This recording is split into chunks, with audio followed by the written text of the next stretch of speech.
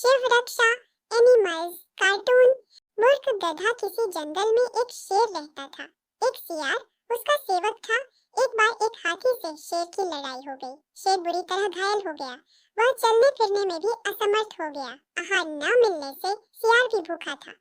शेर ने सियार से कहा, तुम जाओ और किसी पशु को खोज कर लाओ जिसे मारकर हम अपने पेट भर सकें। सियार किसी जानवर की खोज करता हुआ एक गांव में पहुंच गया। वहां उसने एक गधे को घास चरते हुए देखा। सियार गधे के पास गया और बोला, मामा प्रणाम, बहुत दिनों बाद आपके दर्शन हुए हैं। आप इतने दुबले कैसे हो गए? गधा बोला, भाई कुछ मत पूछो, मेरा स्वामी बड़ा कठोर है। वह पेट भर कर घास नहीं देता। इस धूल से सनी हुई घास खाकर पेट भरना पड़ता है। सियार ने कहा, मामा उधर नदी के किनारे एक बहुत बड़ा घास का मैदान है, आप वहीं चले और मेरे साथ आनंद से रहें।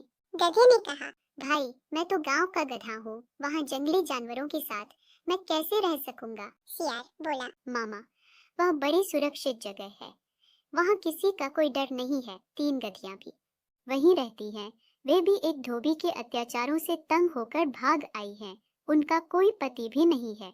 आप उनके योग्य हो, चाहो तो उन तीनों के पति भी बन सकते हो। चलो तो सही। सियार की बात सुनकर गधा लालच में आ गया।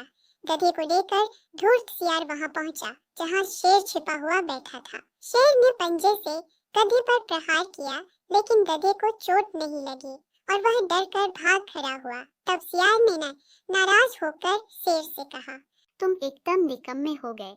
जब तुम एक गधे को नहीं मार सकते तो हाथी से कैसे लड़ोगे? शेर झेंपता हुआ बोला, मैं उस समय नहीं था, इसीलिए चूक हो गई। सियार ने कहा, अच्छा अब तुम पूरी तरह तैयार होकर बैठो, मैं उसे फिर से लेकर आता हूँ।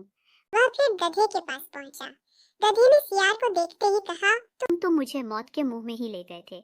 न जाने वह कौन सा जानवर था, मैं बड़ी मुश्किल से जान बचाकर भागा। सियार ने हंसते हुए कहा, अरे मामा तुम उसे पहचान नहीं पाए, वह तो गधी थी। उसने तो प्रेम से तुम्हारा स्वागत करने के लिए हाथ बढ़ाया था।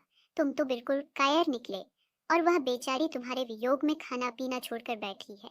तुम्हें तो बिल्कुल कायर निकले और वह बेचारी तुम्हारे वियोग में खाना पीना छोड़कर बैठी है। तुम्हें तो उसने अपना पति मान लिया है। अगर तुम नहीं चलोगे तो वह प्राण त्याग देगी। गधा एक बार फिर सियार की बातों में आ गया और उसके साथ चल पड़ा। इस बार शेर नहीं चुका। उसने गधे को एक ही झपट्टे में मार दिया। भोजन करने से पहले शेर स्नान करने के लिए चला गया।